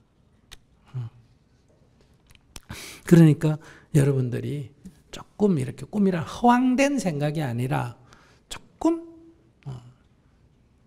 새로운 것에 대한 연구하는 자세, 탐구 자세가 굉장히 필요해요. 우리의 세계는 이제 열렸어요. 과거의 시대가 아니에요. 과거는 폐쇄된 사회에 우리가 살았기 때문에 늘 거기에 갇혔지만은 이제는 인종도 섞여 살고 문화도 종교도 섞여 살잖아요. 텔레비만 틀면 기독교도 보고 불교도 보고 다 보는데. 그러니 여러분들이 이런 과거의 문화유산으로 갇혀 사는 시대에서 이제 좀 벗어나라. 젊은이들답게 열어놓고 살아라. 아시겠어요? 부모 말만 들으면 부모 노예지기 무슨 사람이에요. 안 그래요? 그러니까 부모의 노예를 역할을 하지 마라. 20살이 넘었으면 자기의 삶을 살아라. 대신에 장학금을 받으면 장학금 그 규정을 따라야 돼, 안 따라야 돼? 따라야 되듯이 20살 넘어가 부모가 스폰서로 해주면 스폰서 말을 좀 들어야 되나 안 들어야 되나? 들어야 돼. 부모 집에서 밥 얻어먹고 살려면 부모 말 좀 들어야 되나 안 들어야 되나? 들어야 돼. 듣기 싫으면 나오면 되잖아. 그 살려면 뭐 해야 된다? 잔소리 좀 들어야 돼. 그리고 또 아침 일찍 일어나 밥 좀 하고 해야 될 거 아니야. 그러니까 여러분들이 삶이 이제는 좀 열어놓고 지내라. 너무 이렇게 웅크리고 살지 말고 이 얼마 좋은 세상이야. 출가 안 하고 스님 안 되고도 불교 마음껏 공부할 수 있는 시대. 불교도 공부하고 기독교도 공부할 수 있는 시대. 과학하면서도 종교도 할 수 있는 시대. 이 좋은 시대에 자꾸 그렇게 걱정만 하고 있지 말고 술만 먹지 말고 알았어요? 술 먹지 말라는 게 아니라 술만 먹지 마라 이 말이야. 먹고 싶으면 먹지만은 취해서 자기의 정신을 혼탁하게 할 필요가 뭐가 있겠냐. 그런 내가 젊으면 좋겠다. 내가 돈이 억만금이 있는 60이 넘은 늙은이가 낫나 땡푼도 없는 20대가 낫까? 예? 땡전도 없는 20대가 안 낫까? 그러니까 젊으면 좋은 거예요. 그러니까 마음껏 즐기라. 이런 즐기라는 거는 공부도 마음껏 하고 도전도 마음껏 하고 실패도 해보고 연애도 해보고 연애해가지고 날 배신하고 갔다 이런 소리 하지 말고 징징대지 말고 떠나주니까 또 딴 남자 또 만날 수 있는 기회가 주어졌잖아. 안 그래? 그 계속 붙어 있으면 평생 한 남자밖에 구경 못 하잖아. 그렇다고 내가 바꾸면 좀 화양기 있다 그러잖아. 지가 알아서 떠나주니까 또 만나고 또 만나고 또 만나고 얼마나 좋아. 그렇게 긍정적으로 좀 생각을 하고 살았으면 좋겠다. 안녕하세요. 네. 먼저 스님하고 이렇게 이야기를 나눌 수 있게 되어서 영광입니다. 네. 근데 앞에서 저랑 같은 고민을 네. 말씀을 하셔가지고 네. 위로가 괜찮아요. 많이 됐어요. 다시 네. 얘기하세요. 자긴 자기니까. 저도 작년에 결혼을 한 세대인데요. 근데 저도 아직 아이는 없는데 남편하고 조금 다투면 서로한테 좀 상처되는 말을 물론 저도 하고 근데 아무래도 남자다 보니까 조금 세게 느껴지더라고요. 제가 느꼈을 때는. 근데 얼마 전에도 다퉜었는데 제가 살려고 제가 굽히고 화해를 했어요. 근데 웃어도 웃는 게 아니에요. 지금 제가. 그래서 이제 저 같은 경우는 앞에 말씀하신 분처럼 그런 대화의 그거를 넘어서서 다툼이 돼서 그게 굉장히 지금 고민이고 그 상처되는 여자들이 들었을 때 상처되는 말들이 있는데 그걸 이제 듣다 보니까 화해를 해도 그게 가슴에서 이렇게 엄마들이 여기가 아프다 그러잖아요. 그거를 저도 조금 느낀 것 같아요. 그래서 지금 어디에다가도 말을 하지 못하고 그냥 제가 묵인을 하고 있거든요. 근데 남편은 그걸 잘 모르는 것 같아요.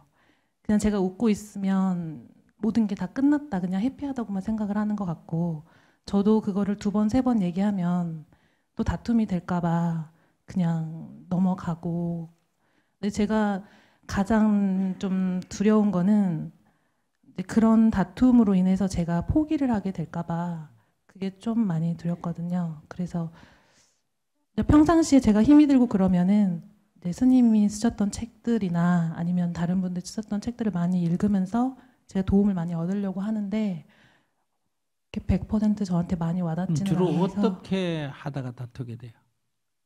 아무것도 아닌 걸로 다투게 되는 것 같아요. 아무것도 아닌 걸로 다툰다고 자기가 말하면 아무것도 아니면 자기가 그걸 문제 안 삼으면 되지 왜 아무것도 아닌 걸 문제 삼아? 근데 원래 신혼 때는 많이 다툰다고 이제 그러잖아요. 저희 남편의 항상 멘트가 있는데 30년을 떨어져 살았는데 너하고 나하고 이제 만나서 뭐 얼마나 우리가 뭐 안 싸우고 살 수 있겠냐 이렇게 말을 하는데 저는 항상 제가 그래도 많이 양보를 한다고 생각을 하거든요. 근데 아주 작은 거지만은 저 나름대로도 참고 이렇게 기다린다고 생각을 하는데 그거를 좀 남편이 알아줬으면 좋겠어요. 그러니까 싸울 때 싸우더라도 그래 자기가 어떤 걸 참는데 소리를 좀 지르고 싶다가도 한번 그냥 침을 꿀꺽 삼는다든지. 아니, 소리를 왜 지르고 싶어요? 난 좀 천불이 날 때가 있어가지고 그래. 좀 그럴 때는 소리를 어떨 때 천불이 났냐고. 어떻게 할 때? 답답할 때 좀. 글쎄, 왜 답답한데? 그러니까 제가 얘기를 하면은 저는 조근조근 얘기를 해서 서로 대화를 하고 싶은데 남편은 그만해 막 이러거든요. 그거 듣기 싫다는 얘기 아니야. 그런가요? 근데 그럴 때 아니, 제가 그만해가 듣기 싫다는 거예요, 듣고 싶다는 거예요? 그러면 저는 이제 그렇게 대답을 하거든요. 왜 이렇게 아직 아니, 듣기 싫은데 무슨 왜가 있어? 근데 듣기 싫다 이러면 알았다 이러면 되지. 그게 안 돼요.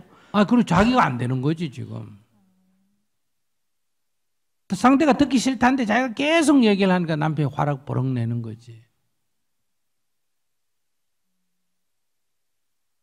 근데 그게 그 순간은 잘 안 되더라고요. 아니, 그러니까 자기가 안 되잖아. 왜 남편 문제예요? 근데 심한 말은 남편이 더 많이 해요. 그래서 아니, 글쎄, 심한 말이라는 거는 자기 판단에는 심한 말인데, 듣기 싫다 이 말인데, 듣기 싫다 이러면 아이고 알았어요 이러고 그만하면 되는데, 자기가 계속 하니까 이제 남편도 열불이 나고 과물지되는 거예요. 천불이 나가지고 과물지되는 거예요.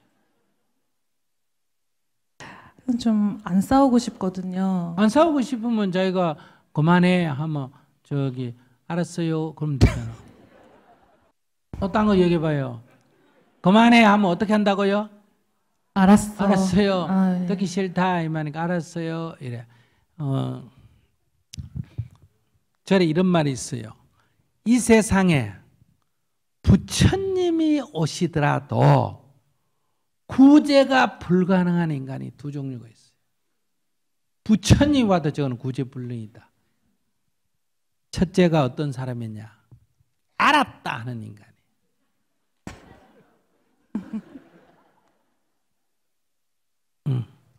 뭐라 하면 남편이 뭐라 그래요? 알았어 이래요. 또 뭐라 그러면 알았다니까. 또 뭐랄까? 알았다니까.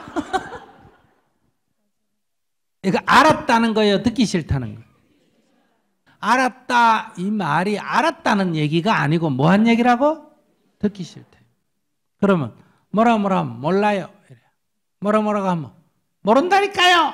뭐라 합니까? 아니 모른다는데 왜 그래요? 이거 모른다는 얘기야, 듣기 싫다는 얘기. 그래. 그러니까 알았다 하고 모른다 하고는 정반대잖아. 그죠? 그러나 이거는 이성적으로 생각할 때 안다 모른다 두 가지 정반대인데 민마음은 똑같아. 뭐 하다고? 듣기 싫다. 싫다 이거예요. 그러니까 자기가 싫어하면, 정성도 지하기 싫으면 어떻게 못한다 이런 말 있잖아. 그죠? 자기가 싫으면 부처님도 어떻게 할 수가 없어. 이걸 다른 표현을 비면 하늘에 비가 오면 다 제 그릇만큼 물을 얻어간다 이거야. 하늘에 비가 오면 제 그릇 따라 물이 고일 거 아니에요. 큰 그릇 가지고 많이 얻고 작은 그릇은. 그래서 우리가 똑같은 상황에도 오늘 법문을 해도 다 자기 그릇만큼 법문을 얻어간다 이 말이에요. 그런데 하루 종일 서 있어도 물 한 방울 안 고이는 사람이 있어요. 어떤 사람입니까? 바가지를 거꾸로 쥐고 있는 사람. 이거는 바가지 크기하고 아무 관계가 없어. 바가지를 거꾸로 딱 들고 있으니까 장대 비가 와도 안 고여. 이 바가지를 거꾸로 쥐고 있는 사람이 어떤 사람이냐? 싫다는 사람이에요. 그 싫다는 표현이 두 가지. 하나가 뭐라고? 알았다니까. 한 사람은 모르겠다니까. 그래서 이거는 부처가 와도 구제를 못한다 이래. 그러니까 남편이 그만해 이 말은 듣기 싫다 이 말이에요. 저 집에도 아까 마찬가지. 지금 오늘 일도 못해가 죽겠는데 뭐 미래 썰개가 어떻고 저떻고. 그러니까 듣기 싫어. 피곤해. 난 잘래. 이런 건데. 그러니까 뭐라고 하면 이렇게 그러니까 이게 표현을 정확하게 해주면 돼요. 여보 나 듣기 싫어 그런 소리 이렇게 하면 되는데 듣기 싫다는 거를 우리가 어릴 때부터 싫고 좋고를 표현을 못 하도록 훈련을 받았어요. 이거 이해하세요? 어떤 거를 좋다 싫다 표현을 안 하도록 훈련을 받았단 말이에요. 그래서 경상도 사투리 이런 말이 있어요. 어떤 남자가 여자한테 데이트를 신청을 했어. 응? 그랬더니 언제요? 이랬어. 언제요? 이랬어. 언제요가 경상도 말로 거절하는 말이에요. 근데 이 서울 남자가 언제인 줄 알고 아시겠어요? 며칠 날 이랬어. 그러니까 여자가 어디에? 이랬어. 그러니까 어디에 이게 대구 사투리로 거절하는 말인데 어느 다방에 오라 그랬어. 그러니까 싫어요 이렇게 말을 못해. 저도 제가 시골에 자라다 서울에 올라가서 친척집에 갔는데 서울 애가 초등학생이니까 뭐라 하니까 아직 싫어요 이러니까 소름이 확 끼치더라니까. 저는 평생 누가 싫어요 이런 말은 들어본 적이 없었어요. 언제요? 어디에요? 이렇게 들었지. 그러니까 이거를 싫다 여보 싫다 이 말을 못하는 거예요. 싫으니까 이제 좀 제발 그만하라 이 말 아니에요. 그죠? 여보 좀 그만해 이 말이에요. 그러니까 그 싫은 거를 좀 참았다가 그만해 하니까 좋은 말로 아이고 여보 좀 그만하면 어떨까 이래 말이 못 하고 아이 좀 그만해 이렇게 나오는 거예요. 거기다 더하게 되면 어떤다? 이제 욕설이 나오게 되는 거예요. 그러니까 그만해 이 말은 듣기 싫구나 이렇게 알아듣고 알았어요 이러면 돼. 그리고 한 가지 더 이거는 좀 우스울 수도 있으실 텐데 남편하고 이제 다투고 이러면서 제가 뭐 종교를 같이 한번 다녀봐야겠다 이런 생각이 들어서 사실 엄마는 불교를 다니시거든요. 네. 근데 저는 불교도 좋고 교회도 좋더라고요.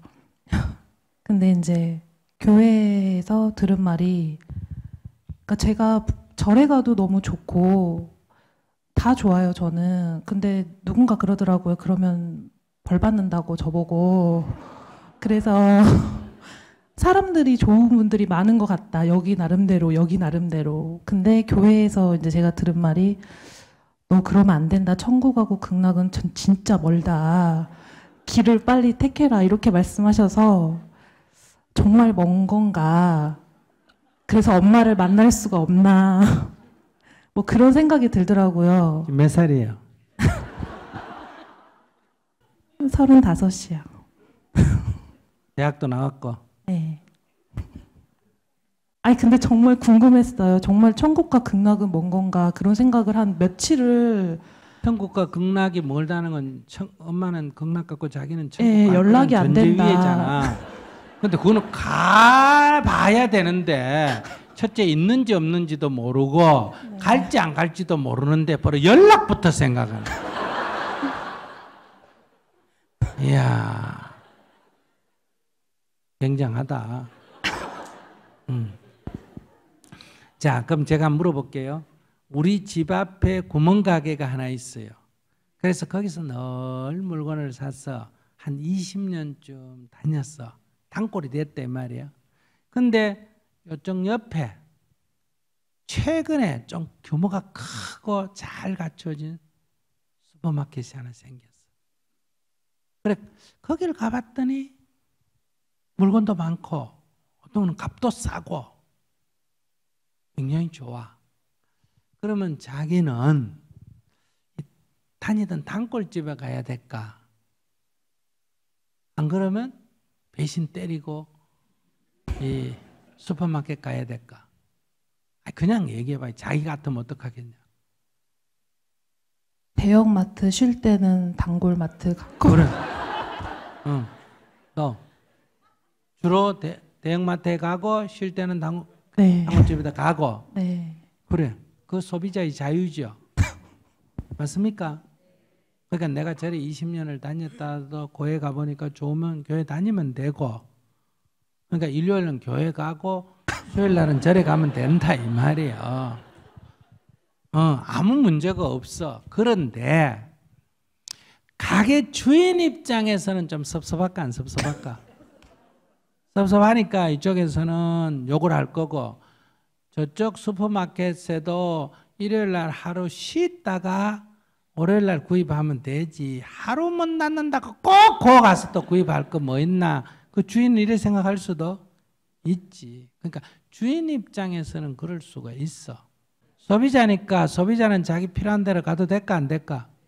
둘 중에 하나만 다녀도 됐고, 둘 다 다녀도 됐고, 하나를 주로 다니고 하나는 가끔 가도 됐고, 둘 다 안 다녀도 됐고, 뭐 그런 거는 문제가 없는데, 그러나 대형 슈퍼마켓 갔다가 가끔은 구멍가게 가서 이렇게 말해봐라.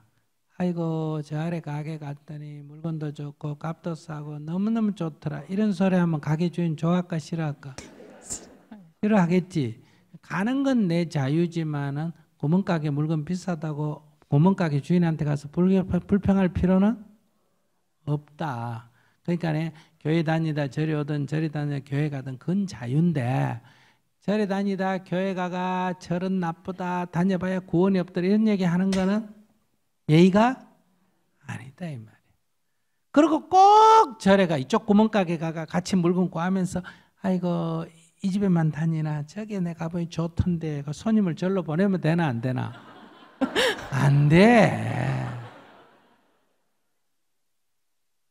이해하셨어요? 이거는 종교 문제가 아니라 기본적인 예의다. 그러면 거기에 있는 손님들이나 주인들은 두 개 하지 말고 우리 집에 우리 가게만 다녀라. 이렇게 얘기하는 것도 그들 입장에서는 할 수 있는 얘기가 못할 얘기가. 그건 그들의 얘기고 나는 내대로 다니면 돼. 알았어요? 해결이 됐어요? 감사합니다. 안 됐어요? 네, 아니요 됐어요. 좀 더 생각을 해서 제가 자유롭게 한번 해봐야 될 것 같아요. 그건 뭐 생각할 게 있어요. 그냥 다니고 싶은 대로 다니면 되지. 그러니까 교회 가가지고 가끔 난 절에도 간다 이런 말 할 필요가 있나 없나? 없고, 절에 가서도 나는 교회 다닌다 이런 말 할 필요도 없고, 그냥 거기만 교회 다니듯이 교회 가고 절에 가고 싶으면 절에 가고. 그리고 두 번째, 제가 어떤 할머니가 저한테 이런 상담을 했어요. 아이고 스님 저 기도하는데요, 기도가 성취 안 될까 봐 걱정이에요. 그래. 무슨 기도하는데요? 그러니까 아이고 우리 손녀딸이 이번에 고3인데 입학 시험을 치는데 입시 기도를 하는 중이에요. 그래. 그러니까 관세음보살을 부르는데 기도가 성취 안 될까 봐 걱정이라는 거예요. 그래서 아니 왜 걱정이에요? 그러니까 우리 딸이 손녀딸이 교회 다니거든요. 할머니는 지금 관세음보살 부르고 우리 손녀딸 대학 시험에 걸리도록 해달라는데 정작 손녀딸은 어디 다닌다고? 네. 교회 다니니까 할머니가 생각해봐도 걱정이 되겠지. 그래서 제가 할머니 보고 아이고 보살님 걱정하지 마세요. 아무렴 관세음보살님이 할머니 같을까 봐. 즉 고3짜리가 교회 간다고 팍 벌 줘버리고 절에 다닌다고 팍 봐주고 관세음보살이 그렇다면 관세음보살을 할 수가 있나 없나? 없겠지. 대자대비 관세음보살이잖아. 관세음보살의 대자대비를 믿는다면 뭐 그런 거 갖고 벌 주고 차별하고 그러겠어? 그러니까 그게 사람 수준에서 생각하는 이제 그런 생각이 든 거예요. 그럼 하나님은 사랑의 하나님이라 그래? 징벌의 하나님이가? 예수님 이후의 하나님, 신약의 하나님은 사랑의 하나님, 용서의 하나님이에요. 그런데 고3짜리가 절에 간다고 팍 시험 따라부르고 이럴까? 그러면 하나님이라고 할 게 없겠죠. 그런데 우리는 그렇게 생각한다.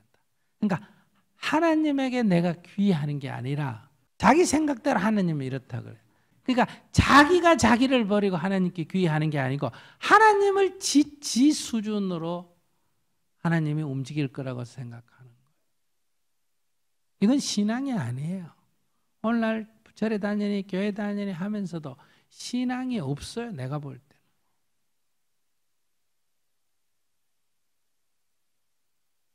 때는. 이런 것처럼 그거는 하나님이 자비하시다, 부처님이 자비하시다면 자기가 뭐 어릴 때 절에 다녀가 절에 좀 가보고 또 이웃집에 교회가 있어가 교회 좀 다니고 그걸 갖고 시비할까 안 할까? 안 해. 그러고 뭐 무슨 걱정이 그래 많아가 벌어. 엄마는 극락 갔을 거고 나는 전남 가면 청락하고 극락은 전화 통화가 안 돼가 만나지도 못하고.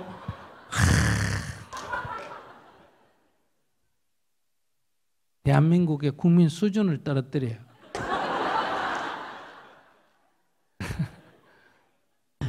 네, 걱정 안 하셔도 됩니다. 알았죠? 네, 감사합니다. 자, 재밌었어요.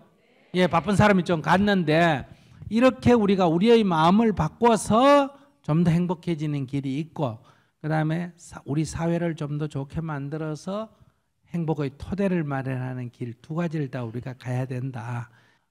인생을 행복하게 사시기 바랍니다. 감사합니다.